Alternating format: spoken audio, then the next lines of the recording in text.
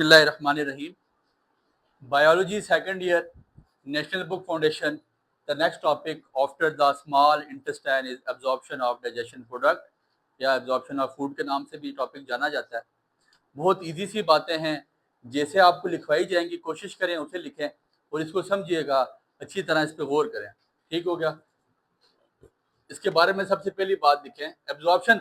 अब खाना एब्जॉर्ब कहाँ पे हो रहा है? ठीक है, डाइजेशन तो हो चुकी वहां तक, अब एब्जॉर्प्शन की बात आ रही है। It takes place in the last part of small intestine. Small intestine का लास्ट पार्ट कौन सा है? इलियम। ये कहाँ पे होगा? एब्जॉर्प्शन कहाँ शुरू होगी? It take place in the last part of small intestine, ileum. अब इलियम क्या है? It is the site of complete absorption of food. ये वो जगह है, ये वो साइट है जहां पे तकरीबन खाना कंप्लीटली एब्जॉर्ब हो जाएगा। ठीक हो गया। अब यहां पे इलियम में क्या है? इलियम में देयर इज अ, लिखिएगा, there is a velvety appearance there is a velvety appearance due to numerous finger like outgrowth called villi। Sir, आपके स्मॉल इंटेस्टाइन के जो इलियम है वहां पे एक वेलवेटी अपीयरेंस का न्यूमरस फिंगर लाइक स्ट्रक्चर्स पाए जाते हैं, आउटग्रोथ पाई जाती है उंगली की तरह, जिसको हम किसका नाम देते हैं? विलाय का। ढेर सारे हैं, विलाय हैं, एक तो वायलस है। अब जरा सुनिएगा, ये डायग्राम समझिएगा, मेरी बात पे गौर करें। ये आपके पास फिंगर लाइक अपीयरेंस आ गई, उंगली की तरह। ठीक हो गया। इसके ना, ये बेसिकली क्या है? ये एक है तो मैं इसको नाम देता हूँ वायलस का। बस ये डायग्राम समझिए, आपको सारी बात समझ आ जाएगी। ये इलियम में पाया जा रहा है। इसके साइड पे यहाँ पे सेल्स हैं, इसके साइड पे सेल्स पाए जा रहे हैं। ये मैं सेल बना रहा हूँ पेड़े से। ठीक है। इन सेल का कौन सा नाम है? कौन सा सेल्स हैं ये? Epithelial cells. कौन से सेल हैं? Epithelial cell. इनके दरमियान में जहाँ पे इस तरह की डंडी पाई जाती है, इसको आप वो कर दें, इसका नाम है लैक्टियल। क्या नाम है? LACTEAL, lacteal, LACTEAL, lacteal. और ये बेसिकली लम्फेटिक वेसल्स हैं। These are basically called lymphatic vessels. यहाँ तक बात समझ आ रही? ये एक विलस है, जैसे मैंने कहा विलाय, फिंगर लाइक स्ट्रक्चर के बारे में बता रहा हूँ। इसके साइड पे कवरिंग किसकी है? सेल्स की। और वो सेल्स कौन से हैं? Epithelial cell. इसके बीच में लैक्टियल पाया जा रहा है, और लैक्टियल की जो कवरिंग हुई हुई है, ये लैक्टिकल की कवरिंग है। ये क्या चीज है? यहाँ पे ब्लड कैपिलरीज। यहाँ पे क्या है? Blood capillaries. लैक्टियल पाया जाता है, एपिथेलियल सेल पाए जाते हैं, और ब्लड कैपिलरीज पाई जाती है। यहाँ तक बात समझ आ गई? अब वायलस की पहचान क्या लिखेंगे? लिख लीजिएगा, each villus has epithelial cell. Sir book वाली चीजें मत लिखें, बहुत चीजें आसान की जा रही है यहाँ पे। Each villus has epithelial cell. हर वायलस के पास क्या होगा? एपिथेलियल सेल पाया जाएगा। Each villus has blood capillaries. हर वायलस की क्या होंगी? ब्लड कैपिलरीज होंगी। और each villus has lacteal. Lacteal basically called lymphatic vessels. ठीक हो गया। इसको लिम्फेटिक वेसल का भी नाम दिया जाता है। मेरी बात पे गौर कीजिए, डायग्राम थोड़ी सी अजीब सी बनी है, बट इसको बना लें ज़्यादा बेहतर है। हर वायलस की आपके पास एपिथेलियल सेल होगा, हर वायलस का आपके पास ब्लड कैपिलरी होगी, और हर वायरलेस के पास क्या होगा, लैक्टियल होगा। ये 3 चीजें वायरलेस में होना लाजमी है, जहां तक कोई मसला। अब अगर वायरलेस के स्ट्रक्चर में एक छोटी ब्रांचेस बनी हुई हैं तो उनको हम माइक्रोवाइलाई कहेंगे, माइक्रोविलाई कहा जाता है। ठीक है, माइक्रोविलाई कहा जाता है। एपिथेलियल सेल, आपने जहां पे एपिथेलियल सेल बनाया ना, ठीक है, इस तरह की वहां पे सेल्स बने होंगे छोटे, उसको हम माइक्रोविलाई का नाम देते हैं। यहां तक बात आपने रोकनी है। कहाँ पे होता है ये? स्मॉल इंटेस्टाइन के इलियम में होता है, site of complete absorption of food है, और वेलवेटी अपीयरेंस है, फिंगर लाइक स्ट्रक्चर पाया जाता है, जिसको हम विलाय का नाम देते हैं। एक है तो वायरलेस है, ढेर सारे हैं तो विलाय हैं। इसकी प्लूरल फॉर्म क्या बनेगी, इसकी मतलब कॉम्बिनेशन क्या बनेगा? विलाय। समझ आ गई बात की? यहां तक कोई मसला? अब हम लोग खाते हैं ना, मिसाल के तौर पे हमने खाया कार्बोहाइड्रेट्स, हमने कार्बोहाइड्रेट्स लिए, लिखिएगा यहां तक। इसको स्क्रीनशॉट बना के इसको मैं रेज करने जा रहा हूँ। ठीक है, डायग्राम में यहां भी रहने दूंगा, बाकी चीजों को रेज किया जा रहा है।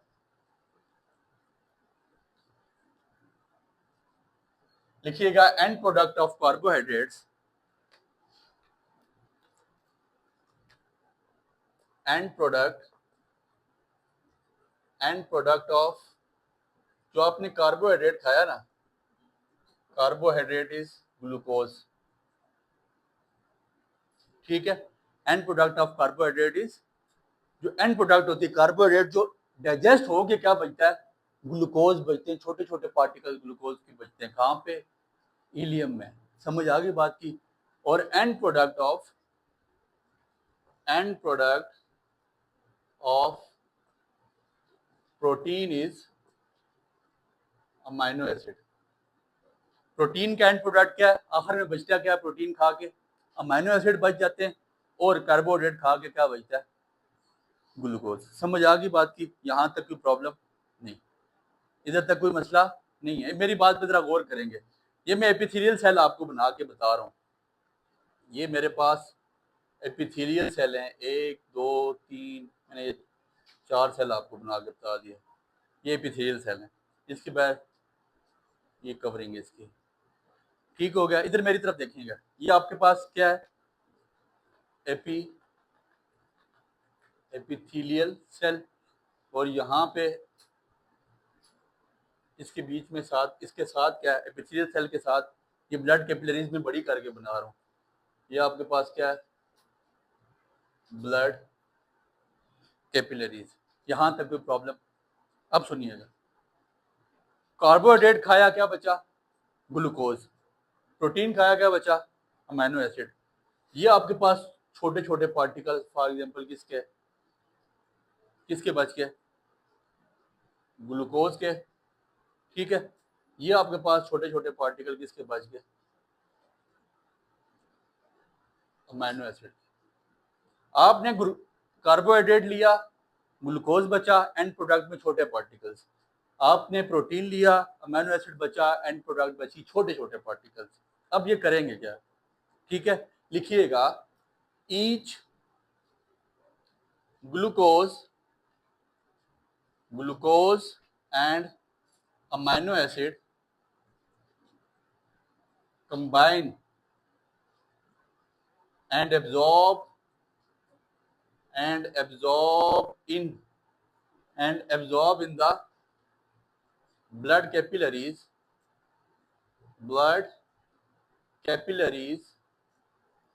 by diffusion और एक्टिव ट्रांसपोर्ट। लिख लीजिए, अपने बात फिर समझाते हैं। Each glucose and amino acid दोनों कंबाइन होंगे, और कंबाइन होकर क्या करेंगे? कंबाइन एंड एब्जॉर्ब, फिर एब्जॉर्ब होंगे किस में? ब्लड कैपिलरीज में। किस तरह? बाय डिफ्यूजन और एक्टिव ट्रांसपोर्ट में। सुनिएगा, इनके रास्ते में क्या है? एपिथेलियल सेल, ये यहाँ बाहर मौजूद है, रास्ते में क्या है? फिर ये जा रहे हैं कहाँ पे? Blood capillaries.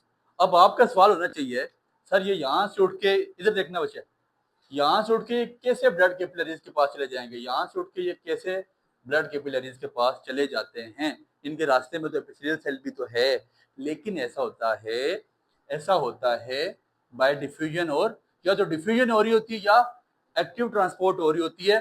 डिफ्यूजन या एक्टिव ट्रांसपोर्ट की वजह से ग्लूकोज और अमीनो एसिड के पार्टिकल्स यहां से कहां चले जाते हैं, ब्लड कैपिलरीज में। समझ आ गई बात की। ब्लड के एंड प्रोडक्ट आपके पास किसका, कार्बोहाइड्रेट का क्या बचा, ग्लूकोज, एंड प्रोडक्ट प्रोटीन का बचा अमीनो एसिड, दोनों कंबाइन हुए और अब्जॉर्ब हुए किसमें, ब्लड कैपिलरीज में। जाएंगे कैसे, with the help of diffusion और एक्टिव ट्रांसपोर्ट। या तो एक्टिव ट्रांसपोर्ट होगी या डिफ्यूजन होगी। Movement of molecule from higher concentration to lower concentration is called diffusion. बचपन से पढ़ते हैं डेफिनेशन, ये उठ के यहाँ पे चले जाएंगे। यहाँ तक बात समझ आ गई।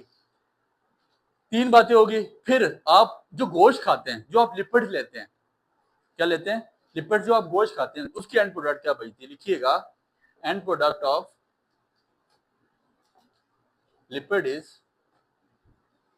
Fatty acid and glycerol. End product of, आपने गोश्त खाया, गोश्त की एंड प्रोडक्ट क्या बची, फैटी एसिड और ग्लाइसरोल। 5 6 7 5वां 6वां 7। And product of lipid is, क्या बचा आपके पास, फैटी एसिड और ग्लूकोज। इन दोनों के एंड प्रोडक्ट क्या बची, जब आपने गोश्त खाया एंड प्रोडक्ट क्या बची, फैटी एसिड और ग्लूकोज। अब क्या होगा, सम अमाउंट ऑफ, लिखिएगा some amount of fatty acid and glucose, sorry glucose नहीं, glycerol, glycerol, some amount of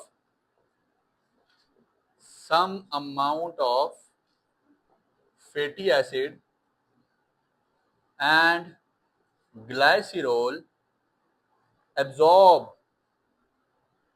in blood capillaries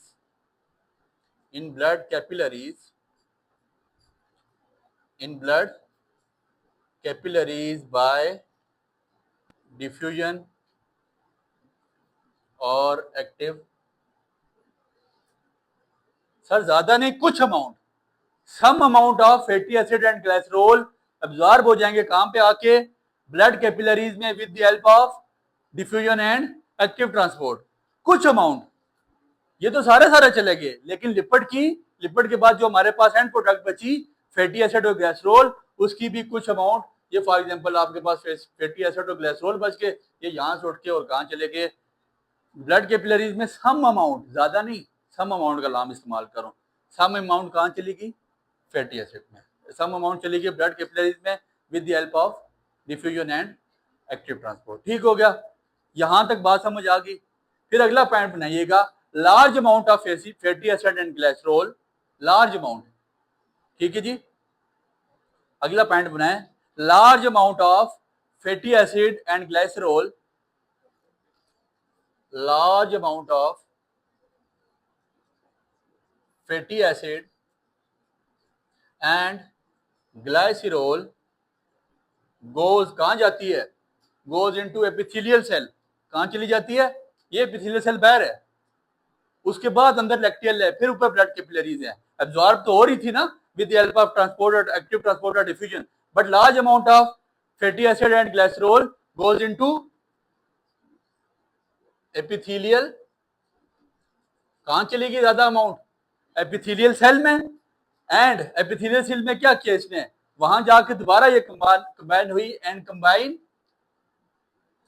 combine to form lipid, और दोबारा जाके क्या बना दिया इसने, एपिथेलियल सेल के बीच में लिपिड। टूटी किससे थी, लिपिड से। एंड प्रोडक्ट लिपिड की क्या थी, फैटी एसिड और ग्लाइसरोल। दोबारा जब ये जाके एपिथेलियल सेल में गई तो इसने दोबारा जाके क्या बना दिया, दोबारा लिपिड इसने दोबारा बना दिया। लिखिएगा इन लैक्टियल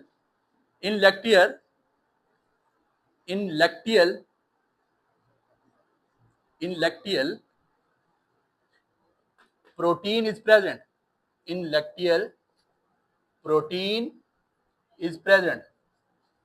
लैक्टियल में क्या होता है आपके पास, प्रोटीन होती है। ठीक हो गया। when it goes into lacteal, जब ये एपिथेलियल सेल से उठी और कहां गई, लैक्टियल में।